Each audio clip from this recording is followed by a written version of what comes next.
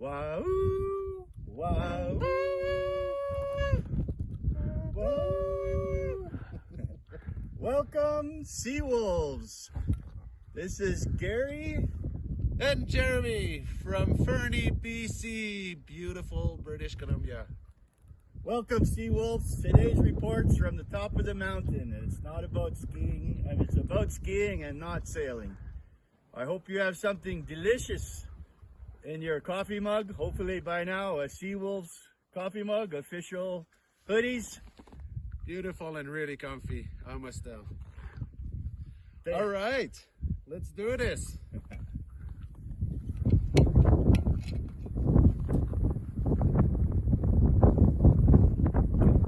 Special concoction. All right. 3, 2, 1, Seawolves. Oh yeah, delicious. Oh yeah. The skiing is awesome here at the resort. It's about -10, a little bit windy. It's a beautiful sunny day. Thanks, Florian, for all the reports. It's been a blast.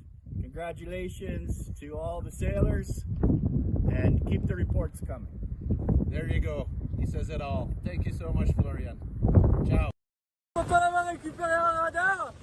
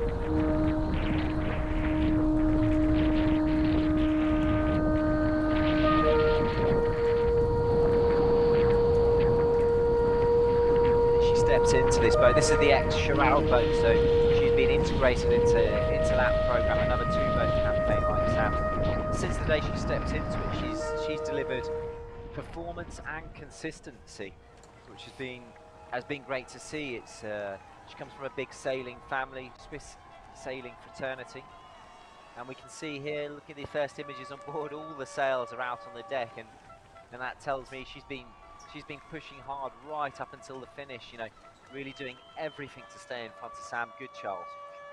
Sam obviously having damaged his mainsail that was split in half and then had to repair his battens only a week ago, got his sail repaired and got back up to speed and was chasing Justine right in to the finish line, finishing only minutes behind her, Andy. Indeed, but Justine is a relative newcomer to the IMOCA class. She only took over the ex-Chiral in the 2022. First race was the Route de Rome when she finished 7th, so a great statement from the very beginning of her ability, coming up through the Mini, the Figaro, and then with this long-term partner teamwork who supported her and bought this boat. She really has been very impressive, the way she managed her race all the way through. Key moment when she was able to break away from the pack, which really was Boris Herrmann, Clarice Kramer and Sam Davis. Justine got away from that pack and was able to pull a load of miles back and get herself into contention with the main peloton. And really, as you say, Andy, her link with teamwork is a classic example of longevity paying off. It's her sponsor that has been with her the whole way through her campaign. They've been really loyal, and they've stepped up and progressed from boat to boat, and that longevity really allows the sponsor to get the most out of the situation, but also for the skipper to develop and consistently develop their skill set towards what they require for the Vendée Globe. Dude, but she has been really impressive all the way around the course. She's made her own decisions in terms of meteo strategy. She's pushed, again, a sailor who's pushed hard, but generally within her limits. But she's impressively fast. She really is the complete all-round sailor, as indeed is Sam Goodchild. Justine's done 3 round-the-world races in the team format, winning with the 11th hour, but starting off with the Team SCA, the all-women program, skippered by Sam Davis. I think the other thing that stands out to me here, Andy, is the fact that Justine has been integrated into the BU racing team alongside Chiral. This is Chiral's ex-boat. She had similar people, some of the same people working on her boat that works on it from the build, and it's the same kind of story as Sam Goodchild. If we look at these two boats, these two skippers, these two projects, to me it reeks of success. It just is a really good example that having a boat given to you, or buying into a boat and having a sponsor that supports you, that allows you to access not just the boat itself, but the performance data, the knowledge of how to set it up and how to work on it to keep it in one piece has absolutely worked. These are two fresh skippers, rookie skippers to this Vendée Globe, and the reality is they're with brilliant results. I mean, Justine, this is a fantastic result for Justine. First woman as well in this Vendée Globe. And she smashed the solo women's round the world record in monohull, which was held by Clarice before. She smashed it by over 11 days on this race, but that and being top woman are not anything that Justine will consider as part of her success. She really just sees everybody as a competitor out there. She wants to be seen as a racer, an equal of all the other skippers, and really, but in saying that, she's a fantastic role model for young female skippers up and coming. She works hard with the Magenta project as well, encouraging young women to come into sailing offshore sailing and ocean racing. And she's very invested in that support and supporting role and advising, and she's a very quiet character, but you go up and speak to her and thanks to my team. That's a nice touch from Justine, and that's her all over. She's a very humble sailor, hard worker, head down. And did you speak to everybody who sails with her? All the guys and the staff on the 11th hour team, which she won the ocean race with, were all super impressed by her attitude, and she learns quickly and works extremely hard, and really rewarded today.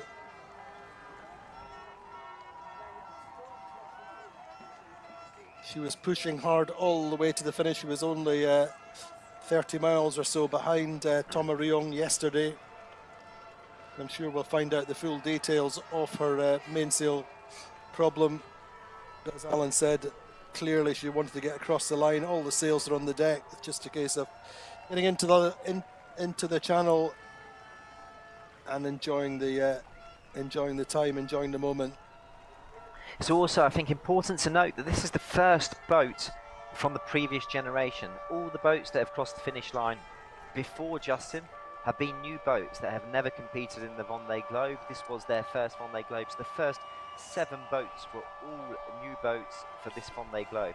This is the first boat that's crossed the finish line that's been from a generation before. So it's from a previous cycle, 4 years older.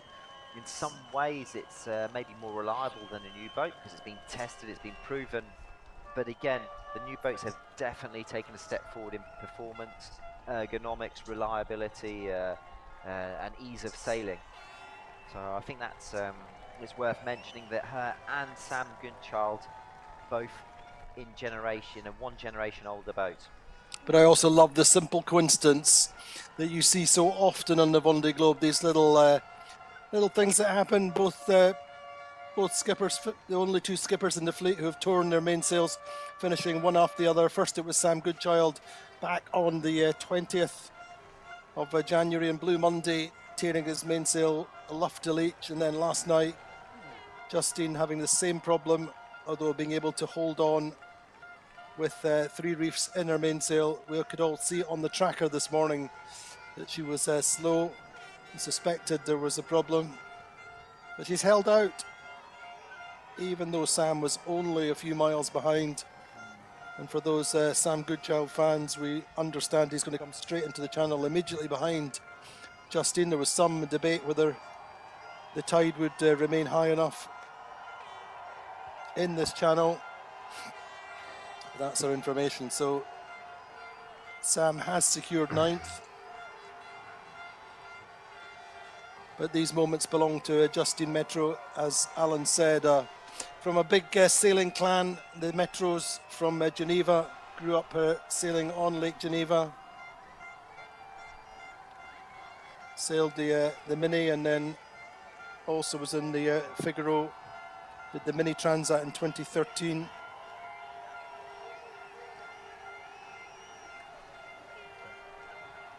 And then sailed, I think, 3 seasons on the Figaro,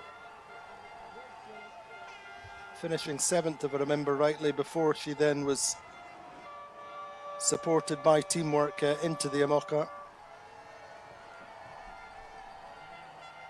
Yeah, a very similar story to the guys and the competitors before. You know, cutting her teeth in the Mini, in the smaller classes, working through the Figaro, where she's really toughened herself up and honed in her skill sets into single-handed sailing, learning her body, her mind, how she reacts with very little sleep in tough conditions, and sailing meters away from your competitors.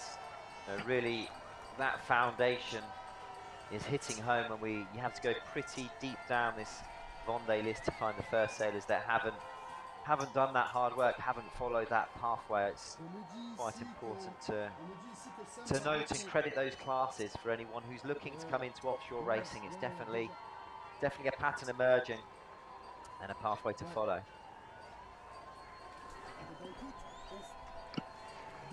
But also an international sailor who... She's the first international to finish, indeed. Yeah, she is, yeah. but also her sailing in a range of different crude environments, I think, has also allowed her to explore and open up her foundation of knowledge to learn from other great ocean racers and teams and integrate different ideas and philosophies into her sailing technique.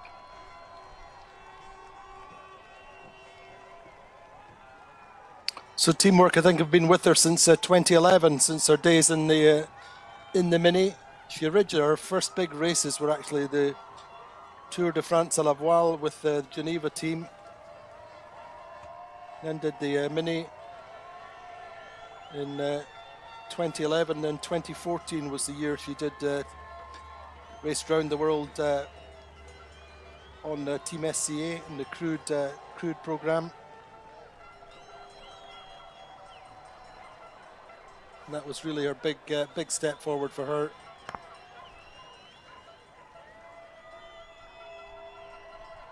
There's Catherine Chabot there.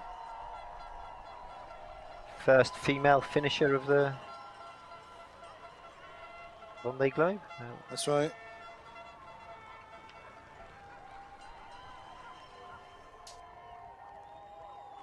What a day, what a fantastic result for Justine. She's great to see the Swiss flags out, Swiss supporters super proud of Justine. And rightly so.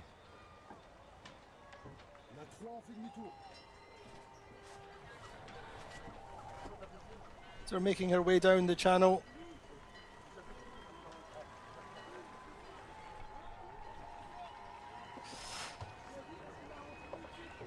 So I say it was only 2022 when she started sailing the Amoca solo for the first time, which is a pretty remarkable achievement. And the Route de Rome that year was her first year solo, her first big race solo on the Amoca.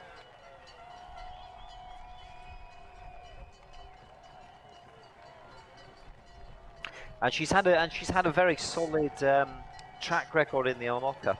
Very consistent results throughout. I think that really shows her level, her consistency, her morphology throughout the process.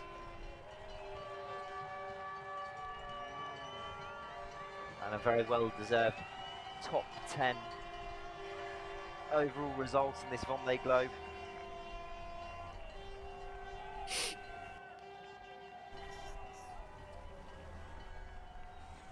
Be interesting to get her first reactions on the pontoon again, like with all these sailors. So telling how they react and what they have to say. Not had that many technical problems. Lost her the code 0 problem early on, I think, from memory, and one or two minor problems, but generally,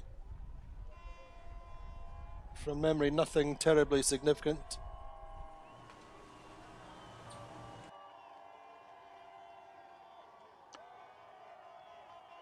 There's Pip here out supporting Justine coming in with Catherine Chabot.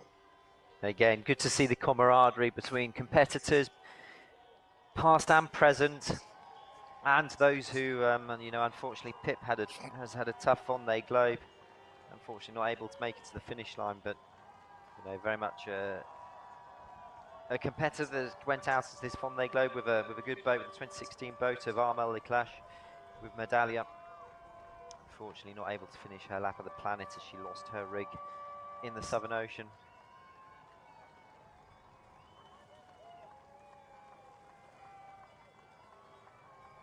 And in the end, getting pretty close to Jeremy Biou himself, who only finished yesterday.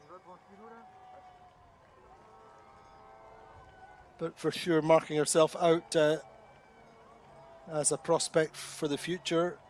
You can only imagine what else she could achieve, having completed one Vendée Globe now.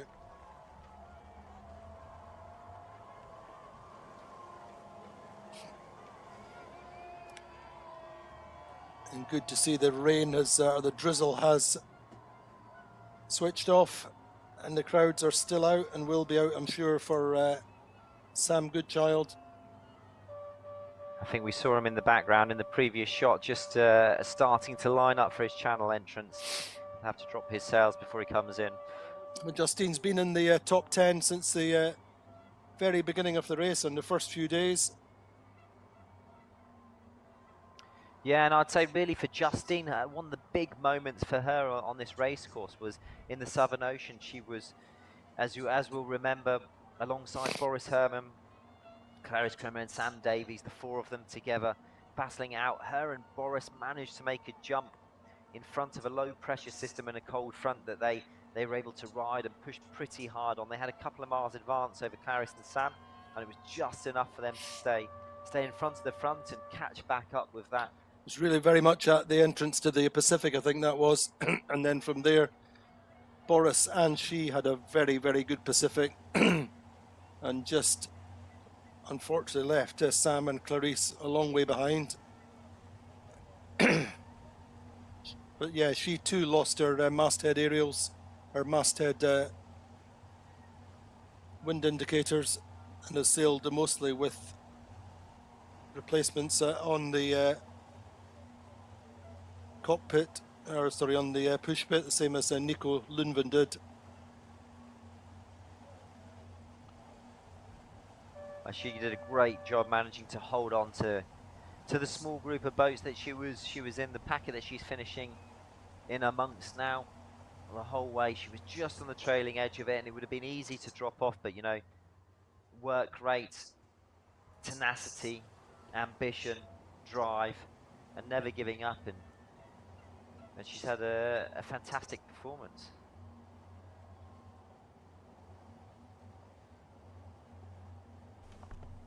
So she was 11th at Cape Horn, benefited as Yannick Bestaven had to retire with his mechanical problems with his steering system.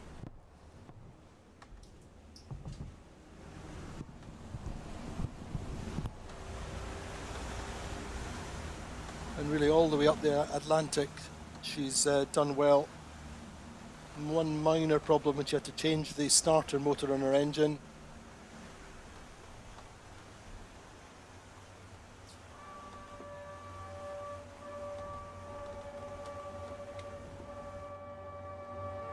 And then just a week ago, she went to the east before the Big Depression. She went under the last Big Depression before the Azores High and benefited there. She got past Boris, who then had his problems, and also past Thomas Riong at that point. He was up in 8th.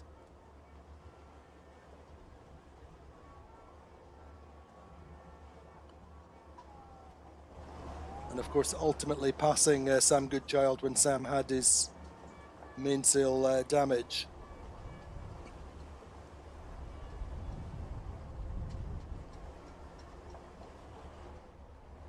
So much of these races comes down to reliability and the ability to finish the race, the ability to look after the boat, and sometimes a lot of luck. You know, whether an element of the boat breaks, whether you get a squall, it's, you know, not just finishing this race, but spending less time working on the boat is something that rings out pretty common across all of these campaigns and teams that are finishing.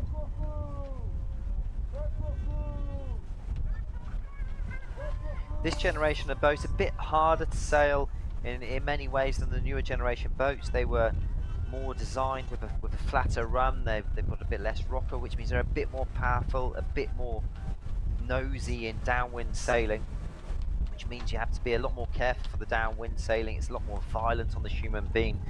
You've got a bit of a finer bow, and we can see a few modifications to the boats to try and help that from this generation of boat. So there we go, the first images end of Sam Goodchild, who finished only 25 minutes behind Justine.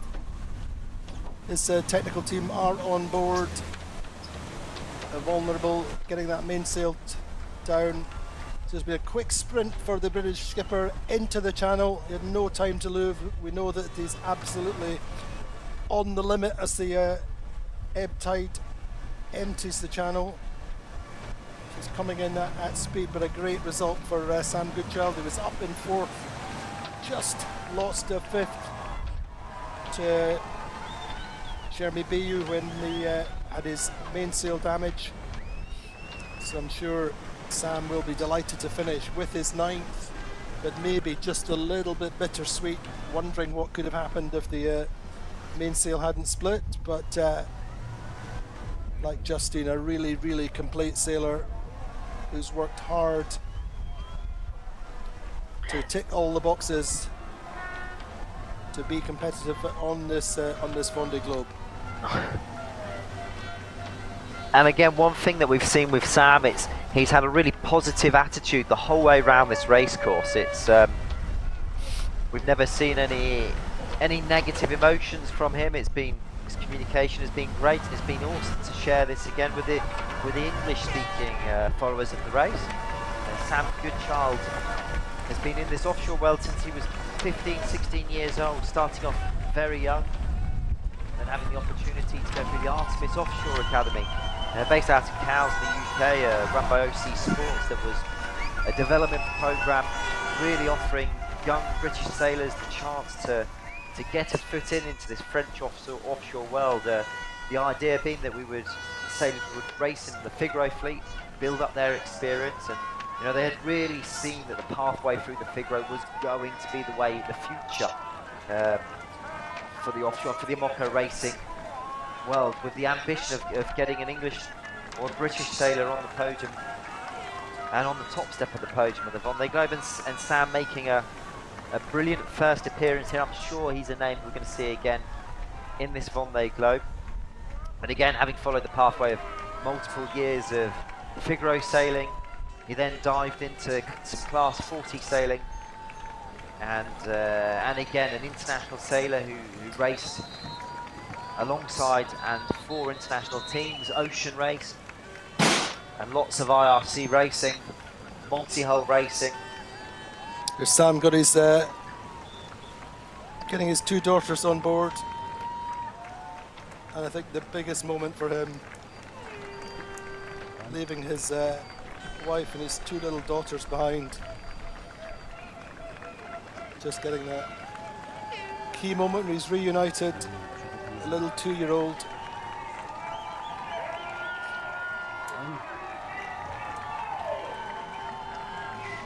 Meantime, we can hear Justine Mettraux coming alongside.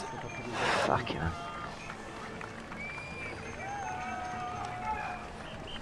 And that really is the moment we know that Sam has been looking forward to.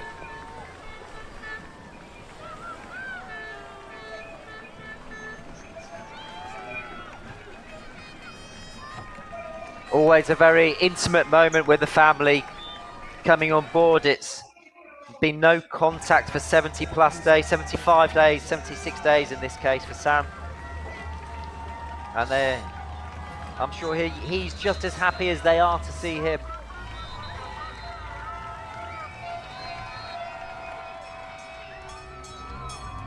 Anyway then, Justine Mettraux on Teamwork Team SNEF coming into the dock after taking 8th place in the Vendée Globe this afternoon, fighting through the adversity of losing most of her mainsail.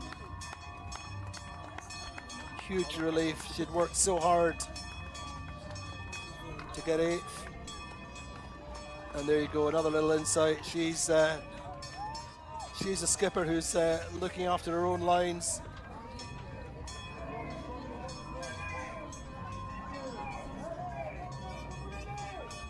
Again, another skipper that's still engaged with the boat right up until the docking on the pontoon, taking one of the lines there that she'll pass ashore.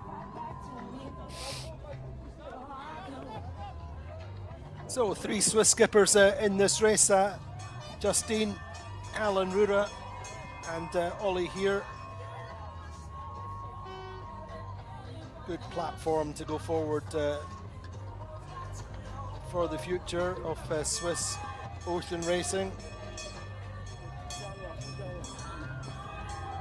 Just getting secure alongside the Ponton d'Honneur. So Justine, 38 years old. So her brothers and sisters are all sailors in different capacities. Their brother sailed in with the Lingy in the America's Cup program. All at one stage, I think, were sailing on the Tour de France à la voile. So really adaptable, skilled sailor. And teamwork having been a huge supporter, not just of Justine, but of sailing, of young Swiss sailing talent. They've also supported simultaneously other mini and Figaro campaigns, giving the opportunity to sailors to enter into this offshore sailing world, which is fantastic to see. None of this is possible without the sponsors, and sponsors that are engaged in sailing, understand the sport, and can help people access this, give hope and inspire generations of young children, young boys and young girls to get into this offshore sailing world. A lot of the values really important to these companies as well. At the same time, in the other frame, we can see Sam Goodchild enjoying his moment coming into the channel. He has had a dream of doing the Vendée Globe since he was very young, grew up on a boat in the Caribbean, moved to Falmouth, which really is his family home, but he moved to France to dedicate his life to pursuing ocean racing, but always wanted to do the Vendée Globe, but was determined that he would only do it when he was in a position to be competitive with a good program. He's never wanted to go around as an adventurer. And he's been competitive here, Andy. I mean, he very much led the pace early on in this race, and even right up until the end, he was, before the mainsail damage, he was pushing hard against one of the big hitters in the fleet historically, Jeremy Bayou. You know, we could see Jeremy looking pretty tired, trying to keep up with Sam, trying to keep ahead of him. There was a great contrast between the two, because Jeremy was looking really a shell of a man at that point, really struggling with the pressure that Sam was putting him under, and at the same time Sam really was just still super cool, super calm, enjoying the rival rate with the skipper he's raced against in other IMOCA races and been head to head with. Of course, he was the IMOCA Globe Series champion last year after taking a whole series of consistent third places.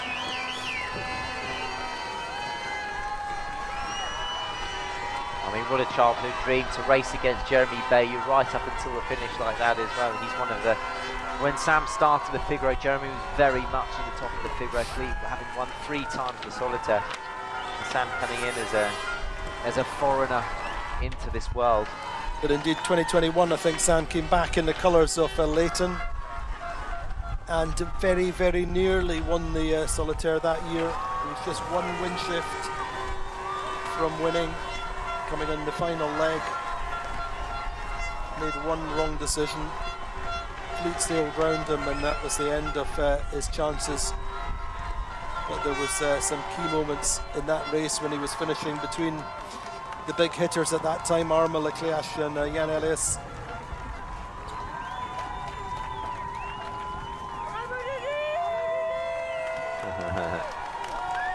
Great images. You never seen this before, with one skipper and her team on the dock, another skipper not so far behind. It's almost inevitable in this massive 40 boat fleet, and with this peloton so closely matched. It's been such close racing the whole way through this race. This lap of the planet, it's kind of crazy to think these competitors, these boats have done a lap of the planet, and they're coming in minutes apart in the same tidal window into the channel of the Sable de l'Homme. Which just really goes to show the level of racing. So great pride for Sam Goodchild with his Union flag. He just looks so happy as Monsieur Leboeuf comes on board to welcome Justine, congratulate her for her race.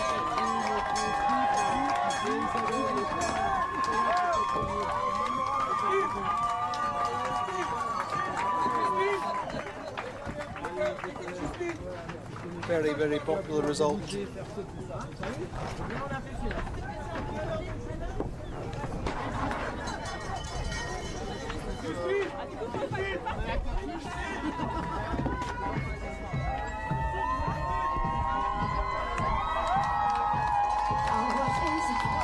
So champagne moment then for Justine Mettraux. I'm sure that will be directed at her team in a few seconds. They've all worked so hard for her. And as Alan said, in the end, a pretty reliable boat, no major sail losses. Sharing this moment with the team. As we see with all the skippers, so important. The team, you work so close under such big pressure. The team almost becomes family.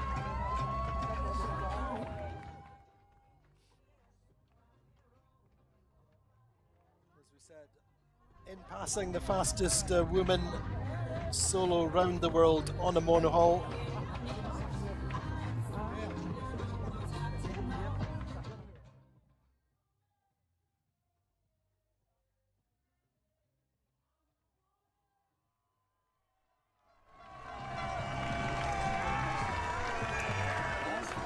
Huge crowds out. The weather improved a little bit this afternoon for Sam and Justine.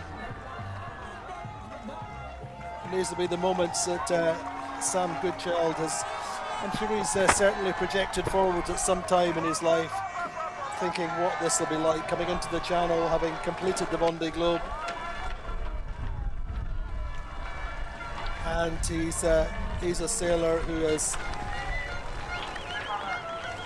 had the down times as well. Remember the New York Vendée earlier on this year, he lost his mast and ended up having to sail under jury rig into the Azores.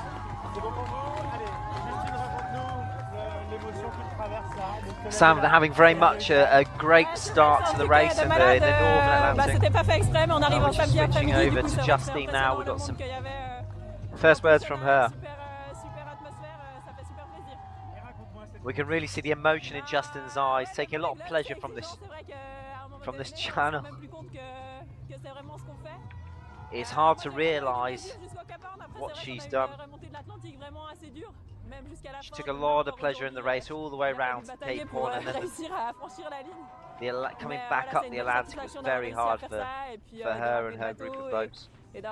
She's very proud to work with such a great team and to have got the boat all the way to the finish line.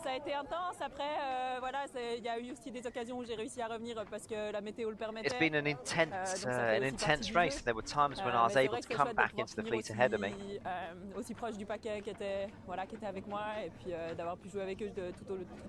But she's really happy to have been able to be part of the group, race against them, and she took a lot of pleasure. A lot of pleasure in this race, except for the last part of the race in the Atlantic was very hard, very tough, very physical. Keeping the boat moving towards the finish without slamming too hard and pushing too hard on the boat, risking too much to break. But other than that, she's really enjoyed being in the group of boats that she was around. Yeah, it's just really nice to be here today. For sure, as always, when we finish a race, it's first the team, and I had my two sisters also joining on the boat, so it's a nice moment to share that with them first. And then it was incredible today. It's Saturday afternoon, it's sunny, and it was amazing the amount of people who moved and joined to just to salute us, and that's crazy, and it's really, really nice. Merci beaucoup. So hopefully somebody will ask her about tearing the mainsail at some point. Justine Mettraux, what a fantastic competitor, just showing what she's capable of. But this result really is a huge success, the first of her generation in the boats, her generation of boats. First Vendée Globe, she got the boat around without too many technical issues, which really shows a mastery of the boat and the Imokas. and finishing in such a brilliant position. And it really is a testament to her career thus far in ocean racing. It's an accumulation. It's not a singular moment. It's not just a singular campaign. It's a huge amount of time and experience to get to that level, and she's really deserved this result. And I think one of the key things is that she's, in general, she's always been going forward in the fleet. She's always been taking places successively round the whole course. Obviously, the last stage up the North Atlantic, there was a little bit of toing and froing between her and Thomas Rion, and indeed Sam Goodchild in the end, but she's been systematic and consistent. And again, a sailor who's made her own choices in terms of meteo strategy. As we've seen in previous races, she did the TJV last year and took a very radical north option that looked like it might pay off for a long time, and ended up a little bit deeper in the fleet. But she's a good all-round sailor in every department. And a competitor. You know, she's, again, like Sam, very much here to race, to try and win, to do the best as possible. And it is important to emphasise that these two boats coming into the channel now are a generation older. They are a 4-year cycle behind in terms of development and knowledge.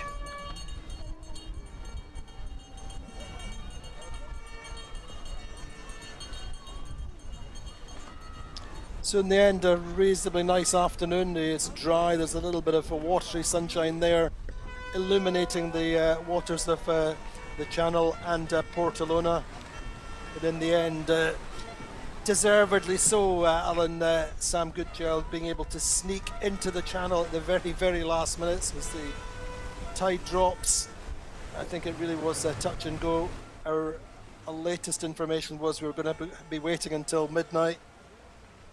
But in the end, Sam and his team just getting into the channel and docking in the next few minutes. And of course we're happy, Andy, because it means we don't have to get up at midnight. But even more so, Sam will be happy because he's just sailed 74 days, 75 days around the world with very little sleep, and it seems like a silly thing, but an extra 5-6 hours at sea. When all you've been dreaming about is getting on shore, seeing your loved ones. I think it's the same as you'll see with Clarice in particular. When you've got a young family that you've just missed all the way around, you compartmentalise part of it at some times, but you also make sure that you stay in contact. We know that with Sam for sure, but really, you don't want another night at sea for that reason alone. And it is a hard separation. I think there's a differential from when you've gone from having no family to having a young family and progress. And that first time you really go away from the family for a long time is a really challenging moment. So those extra hours, Sam will be very happy, and the family will be very happy to have him in this afternoon into Les Sables d'Olonne. It's interesting. He made the point of having his girls with him all the way through the preparation. And again, you kind of reflect that these memories may just be the seed for our next generation of ocean racers. To say Sam grew up on a boat in the Caribbean when he was very, very young.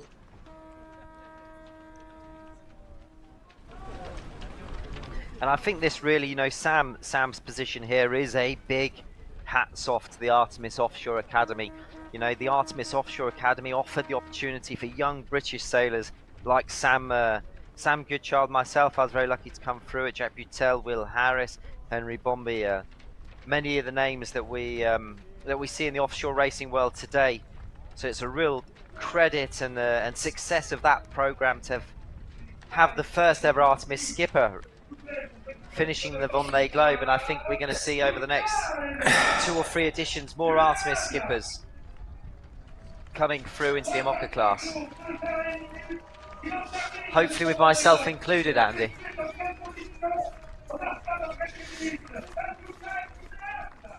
Sam very much, as Andy says, in family mode here. He's handed over the boat to the shore crew. It's theirs now. And he's quite literally got his hands full already with the family. Just leaving his shore team to it.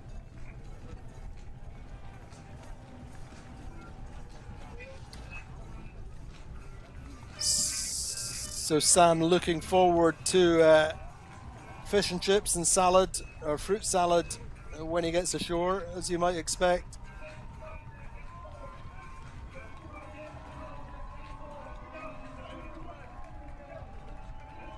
And his choice of music is, of course, Daft Punk, Around the World. Very relevant.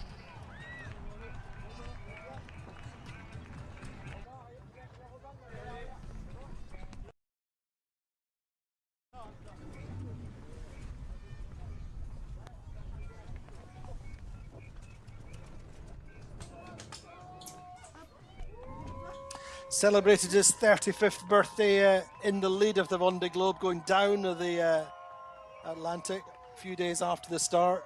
He made this nice move to the east, or stayed slightly to the east, and was rewarded with the lead. I think he led on 24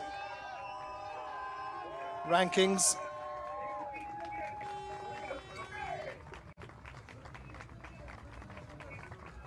I'm sure there'll be a good fan club there on the pontoon of British or foreign family and friends. Still waiting to see the King and Queen, though. I think they're being left on board.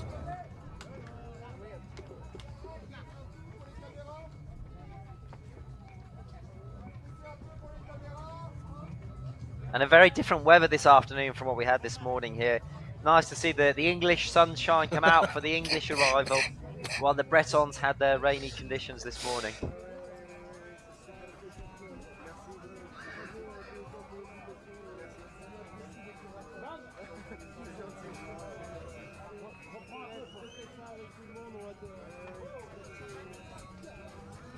Because you remember, we talk about Sam's adversity in the last Route de Rhum. You can see that scar on his just above his eye. He was racing the Ocean 50, smashed his head against the bulkhead in the first minutes of the race. But these really are the special moments. This is the time for Sam to do nothing other than enjoy the champagne.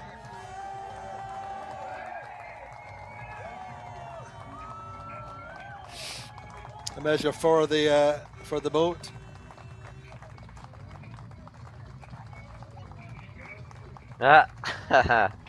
Champagne, good. Champagne Anyway, not for now, everyone. Champagne for his team.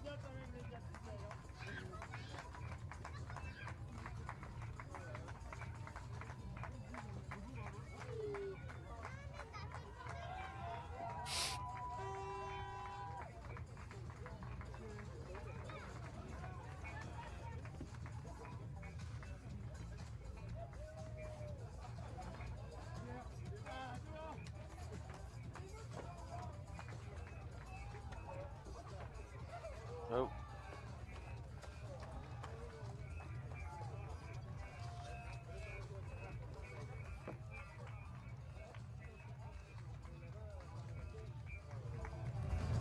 That's the team CEO, isn't it? Who runs the program, or runs the TRR racing.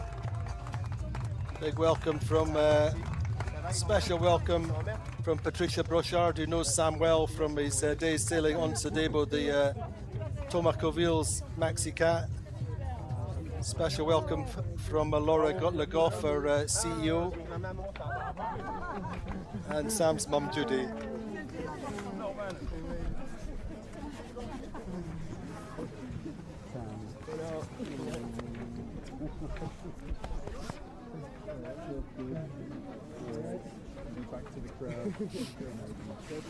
And his dad.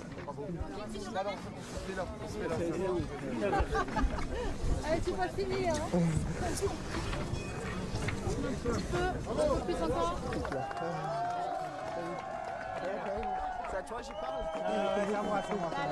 That's the first words from Sam Goodchild after finishing 9th in the Vendée Globe. En fait, j'ai l'impression il y a 3 minutes j'étais tout seul. C'est très bizarre. En fait, avec le vent, la mer. A very bizarre feeling. Feeling 3 minutes ago I was by myself, and then all of a sudden, out of nowhere, everyone jumped on board. Now I'm here on the Vendée pontoon. C'est très très sport et I haven't really had time. All the boats have been so full on. I haven't had a minute to think about the arrival of the Vendée. It's just been so full on. L'objectif est rempli. Clairement, je suis parti pour I feel happy. The objective is ticked off. I've made it all the way back here through the finish line. Je me suis bien amusé. I've had fun. C'était un peu plus I had a lot compliqué of le fun. parti amusement, mais The last week was maybe a bit more complex to enjoy, but donc je suis content. C'était un petit peu I'm very frustrant happy de with the toucher un results. top 5 et puis passer à côté. a little bit frustrating to feel like I almost had a top 5, but then yeah, it's a bit strange. It's but a then bit not make it. crazy. I feel like 3 minutes ago I was by myself, and now there's hundreds of people around. So yeah, we came straight into the channel, and it's been a bit crazy. And yeah, the Vendée Globe is a success. I went there to make it all the way around the world, finish the race, and enjoy myself. And I managed to enjoy myself almost all of it, apart from the last week, which has been pretty complicated. But yeah, it's yes. I mean, I don't think I've even realised it yet. It's gone so quickly from being on by myself and now being on the dock. It's just gone so fast. La réparation des voiles, ça passait quand même 24 heures à réparer cette grand voile dans des conditions techniques. Oui, bah en fait, depuis les Alizés, je me suis jamais arrêté. La réparation de voile, en fait, since the trade winds on the way back up, I haven't had time pendant 36 to heures, stop je pense since que the j'ai dormi mainsail 4 heures, et à damage. part ça, j'étais en train de It took réparer me la a lot voile. of time donc to repair. I managed to get a few hours of sleep in, but it was compliqué, c'est dur, mais but it was full on. It's hard to explain how it was complex, but you know, I had the wave off the boom, and there was waves. I had the sail off the boom, and there was waves coming over the deck. I couldn't believe that it would be possible to repair the sail. But I thought, you know, if I don't try, I'm never going to know. So I went for the repair, and I got it into a situation, and it really stood the test of time, because since I repaired it, I've gone through 40 knots of wind, and the sail's still intact. Mon équipe m'a dit qu'elle était sur la voile. Elle a fait au bon moment. Yeah, I heard that Justine ripped her sail. She did it at the right moment, right at the end. That's the game. Là, je suis adrénaline à 100%. Donc ça I've va. got 100% adrenaline. On avait 50 nœuds, des manœuvres, des cargos, des bateaux de pêche, des falaises. But with all the winds since Cape Finisterre, 50 knots of wind, fishing in boats, the cliffs, everything, it's been pretty full on. The grid files haven't been anything like the reality. So that's been difficult to manage and make my planning and control the boat. So there, I'm on the last line. I think I'm absolutely spent. I'm absolutely shattered, and the adrenaline's just holding me together. Je savais pas dans quoi je m'embarquais. Je suis parti pour 3 mois tout seul pour la première fois, et en fait, je me suis I bien went amusé. off for 3 months by myself. Donc c'était une bonne surprise, on va dire. Un copain. C'est ça. Ah, Juju! Attends, j'ai pas vu, elle était cachée. Ça va? Bravo. Bien joué. T'as dit que ça taille moi aussi?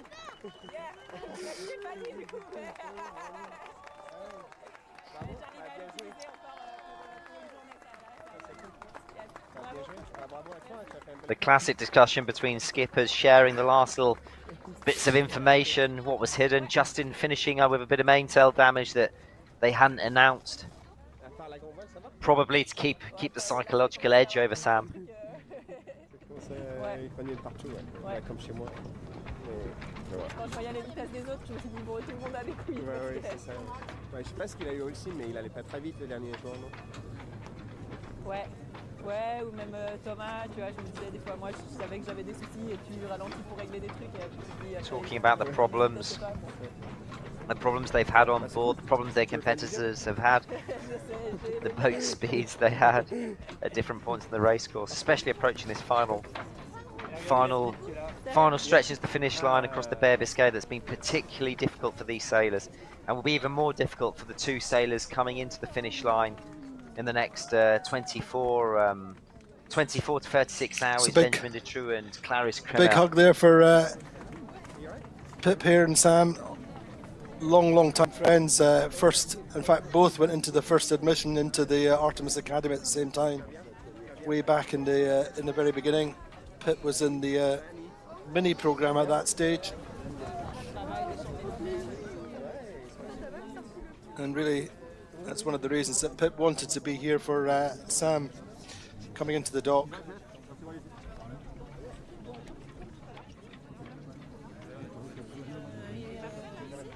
Again, great images to see so many people coming to support the sailors as they complete their lap of the planet. Indeed, of course, these both of them, of course, international skippers, and the Vendée fans are equally supportive.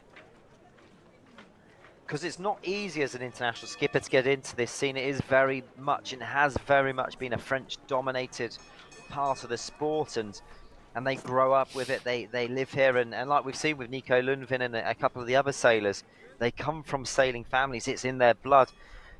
So to come out of your natural environment to say, I want to do that race, I want to be a part of this, I want to complete the Vendée Globe, there's been very little pathway for international sailors to come into. And obviously Justine very lucky with the support of Teamwork, Sam with the Artemis Offshore Academy, and a few other private sponsors and personal sponsors that have helped him along the way. But one thing that is common here is the commitment to the project. Both these sailors having moved to France, to Lorient, to train, to compete, to live among the best, among the guys and the girls and the teams that do this, and having integrated into this very French world, and now showing on the international scene that there is a pathway, that it is possible, even if you aren't French, to come into this world and compete at a high level.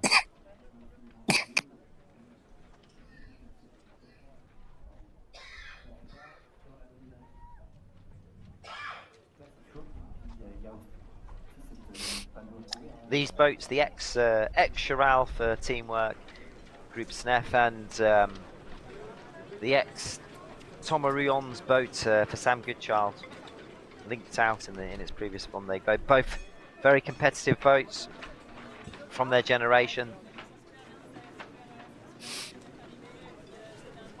So just wait a few minutes until the two skippers come up onto the plateau, onto the main stage, for their official welcome from the public in the race village. But everybody's starting to look a little bit more relaxed. And now we're waiting for Clarisse Kramer and Benjamin Dutroux, who will come in, presumably, I think, tomorrow, Alan, but coming in with quite strong conditions.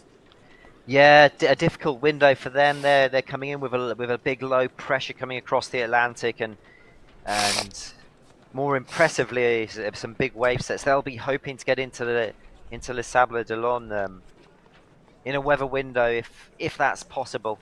We saw Sam Davies did a U-turn and has gone to avoid the harsh conditions, but the two sailors, Clarisse and Benjamin, really continuing to push to fight out among themselves for a top 10 position, and also to get home as quickly as possible.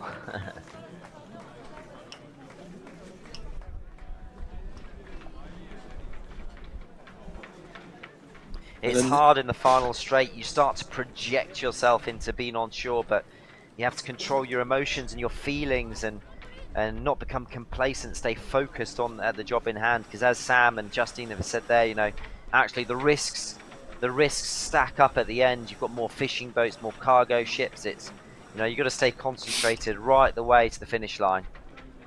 This race, this adventure, this challenge isn't over until the boat's tied up on the dock.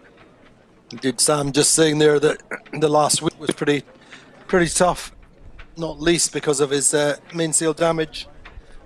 But the same thing echoed by Justine. When you consider that in previous editions, well, two different options or two different situations. The last race, I think we had 8 boats in 19 hours, and then a big gap. But historically, normally at this stage, you might have the top 2 boats coming in close together, and then a tail of boats coming in. The days are certainly multiple hours apart or tens of hours apart. In this race, it's going to be consistent groups. This next phase after Clarisse and Benjamin Dutroux finish, then we can expect 4 or 5 days at least while we wait for this big storm to pass through, and then potentially seeing Boris and Sam towards the end of the week, maybe into the weekend. After that, Roman Atanasio, and then behind him a really big mixed group. We're going to have another big set of finishes into the very early part of February. But that is what we can expect, or this is what we did expect with this record-sized fleet and a very low attrition rate.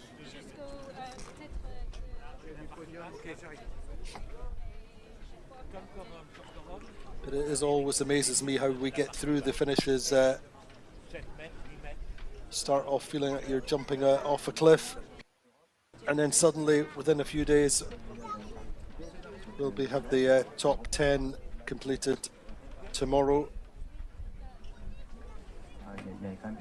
and then say after this big storm we'll have our regular finishes all the way through. Our last finish we're expecting at the moment probably the 26th of February, something like that, for our Belgian skipper Denis van Veenberg. The Fabrice Amadeo not too far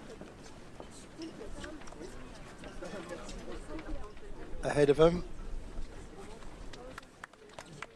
So Sam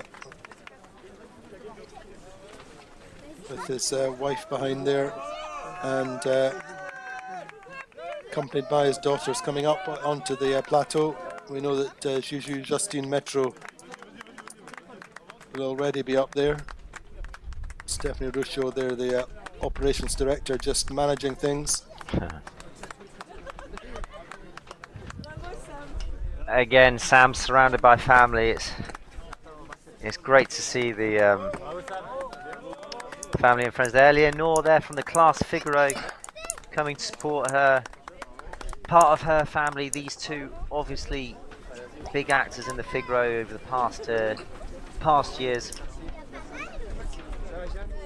So Eleanor playing a very important role, as do a lot of people in this French sailing world. We've also got Jeanne Gregoire there, the directrice of the Pôle Finistère Course, a large training group. Anthony Marchand, skipper of Actual, and Figaro,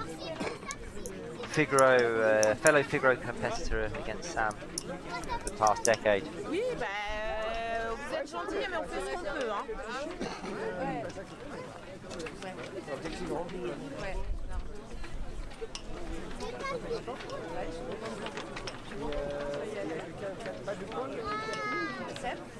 Justine arrive, on l'attend.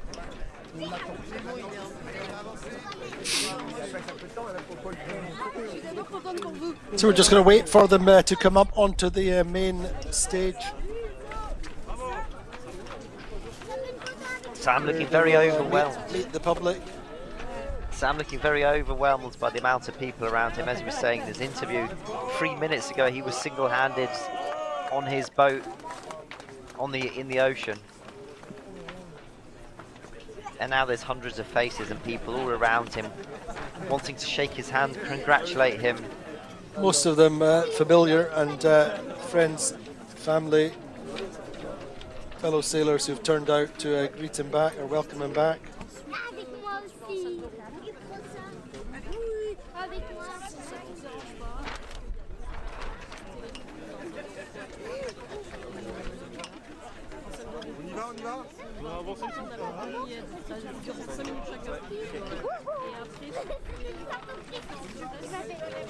Just discussing with his PR then what his schedule is just now. We'll have his press conference, I think, at 5 o'clock for Sam. Which is then made available to the media a few hours afterwards. So too, of course, for the same situation for Justine and all the other skippers. They're going to go up onto the plateau together.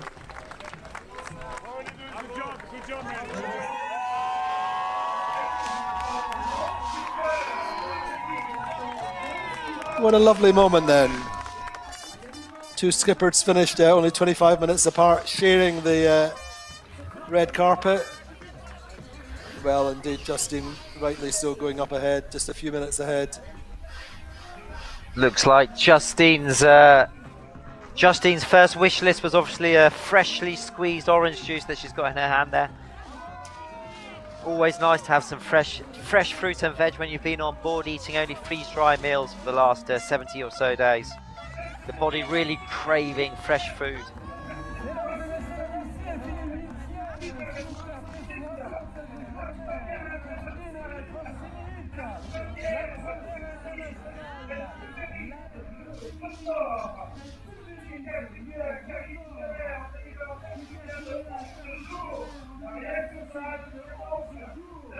A big turnout to come and watch the skippers talk on the stage.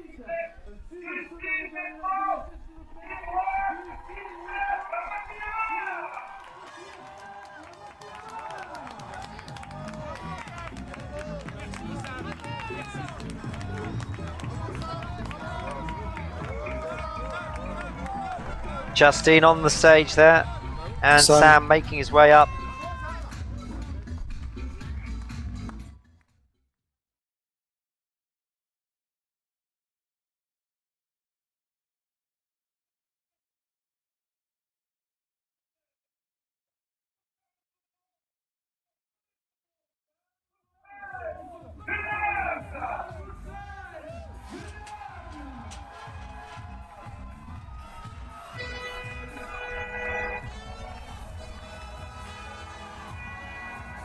And the first two international skippers coming onto the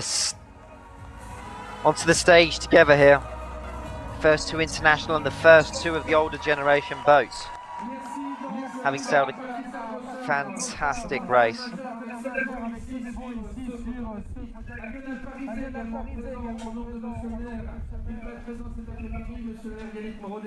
And what so this moment really is all about the public, for the supporters, the fans who've come to Les Sables d'Olonne, or the people who are living in Les Sables d'Olonne, who live and breathe this race 24/7 every year, all year.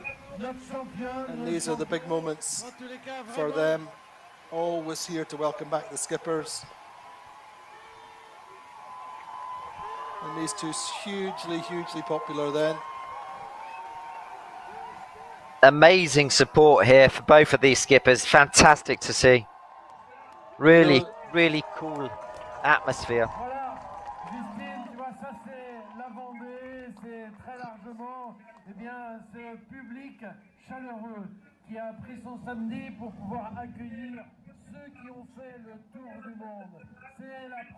The first international skipper, the first female skipper to cross this finish line, Justine Mettraux.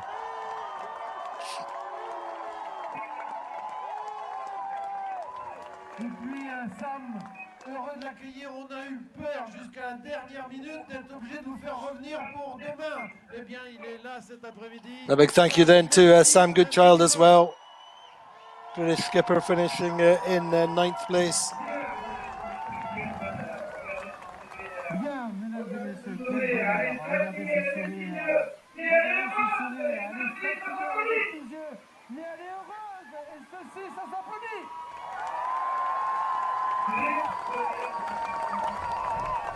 Les premières impressions, Justine Mettraux, devant ce public. As ever, great to see the demographic, really the age range, the people who come out to these races. and Justine's first words to the public, Alan. Thank you very much to everyone for turning up. I didn't expect this many people to be here.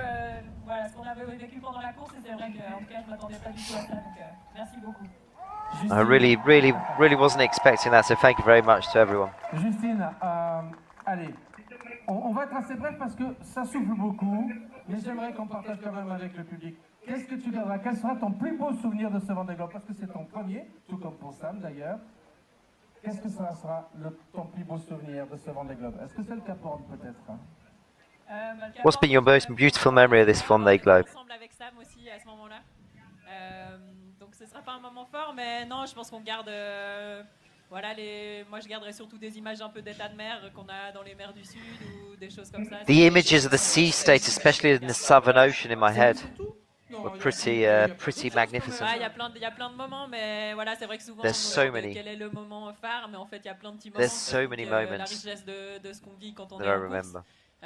Donc voilà, bien sûr qu'il y a des moments durs, mais il y a aussi des super bons moments qui For sure, there's really hard times at sea, d'y retourner. but also some really beautiful ones that really give you Oui, j'ai ma grand voile qui s'est the déchirée ambition hier to dans un return. empannage, mais c'est parce que c'est moi qui ai fait une erreur. Donc heureusement, c'était sur la toute fin de course. Yes, I broke my mainsail at the end Voilà, j'ai pu continuer à être in a utilisé jibe. pour It les was dernières my error, 24 my heures, à mistake. peu près normalement, donc ça m'a pas coûté trop cher, mais ça aurait pu être très pénalisant. Luckily, si it only c'était arrivé happened un in peu the plus last tôt. 24 hours, so it didn't cost J'aurais me été un peu too dans la même much. situation que Sam. Donc voilà. Otherwise, I j'étais would have been contente in a que ça very arrive similar plutôt sur le tard. situation to the one that Sam found himself in and had to repair my sail. But I was able to keep holding it right the way to the finish, even with the rip in it. Le plus francophone des Britanniques sur ce Vendée Globe, Sam Goodchild, quelle saveur de franchir cette ligne d'arrivée après tout ce que tu as vécu, avec notamment cette grande voile qui a carrément été vraiment, qui a explosé quoi. Tu es l'homme aux 14 cartouches quand même, hein? J'ai encore la colle sur les mains. Ouais, j'ai explosé ma grande voile en deux il y a une petite semaine. Still got the Sikaflex on his hands. Recollé ensemble. Donc c'était pas le moment le plus Yeah, I facile, blew my mainsail in two, and I Moi, still je got suis the fier glue on my d'avoir fait, hands et from avec le repairing vent it. qui souffle 14 comme ça, tubes il of est Sikaflex. toujours un énorme morceau, donc c'est plutôt rassurant. Mais ouais. Toi aussi, je vais poser la même But question luckily, the Justine, repair I est-ce que made quel held. sera, ton moment marquant de positif évidemment sur ce Vendée Globe? Il y en a plein, j'imagine. Bah en fait, imagine there's c'est lots of tellement dur de positives. choisir un moment. Pour moi, le moment c'est le Vendée It's Globe. so hard to choose C'est just pour one moi, moment extraordinaire that was d'aller the dans la best. mer du Sud. There's been 3 Là, extraordinary j'ai months l'impression in il y the a 3 Southern minutes, j'étais Ocean tout seul sur le bateau et là je me trouve dans cette folie. but there, you know, 3 minutes ago, I felt like I was all by myself on the boat. I was all by myself on the boat, and now Mais ces 3 mois de Vendée Globe, c'est quelque chose que quand there's so many people travaille, on cherche depuis longtemps et around, on est là. Et and in front of me, you know, I don't feel like I'm back on land yet. It's been such a big, long work to get to here. It's a fantastic feeling. Je peux que dire merci, c'est incroyable. J'ai jamais vécu ça. Thank you. It's an incredible feeling. I've never lived that before in my life. Je sais pas encore. Je me suis dit que je me laissais le temps de la réflexion après le Vendée. C'est vrai que voilà, moi, j'ai travaillé longtemps pour pouvoir faire ce Vendée. Ça fait. I've worked a really long time mais c'est des projets qui sont très engageants sur la to have durée, done this Vendée il faut Globe. être sûr de repartir. They're really engaging projects, and I don't know what my avenue is going to be next. I need a bit of time to think about it and see what my ambitions will be and what my pathway will be for Justine, and a fantastic applauding by the crowd, really appreciating these two skippers' performance. Indeed, so the two skippers, Justine Mettraux and Sam Goodchild, getting their official photographs taken with the Mayor of Les Sables d'Olonne, with Patricia Brochard and with the President. And with that, I think we're closing down our broadcast in a few seconds, but we will be back tomorrow with the finishes for Clarisse Kramer and indeed Benjamin Dutreux. Hopefully, fingers crossed, they can get it in, but it's going to be a touch and go. But what a great afternoon, what a great morning. 4 skippers finishing into Les Sables d'Olonne today, all enjoying their moment of release and celebrating in turn their successes and the results. But many more skippers still out there, so keep following on the website. And what a great afternoon.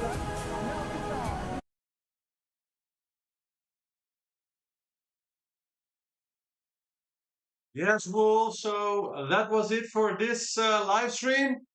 Thank you all again very much for watching. Make sure to like the video, leave a comment in a few minutes when the stream has been converted into a video, when we stop the stream. And tomorrow we'll have another stream with hopefully Clarice Kramer coming in. It depends a bit on the weather, what time, but just keep an eye on the channel. It'll be visible several hours before the stream starts. So thank you all again very much for watching, for following this amazing race with us all the way around the world. And see you tomorrow. Ciao, ciao, Wolves!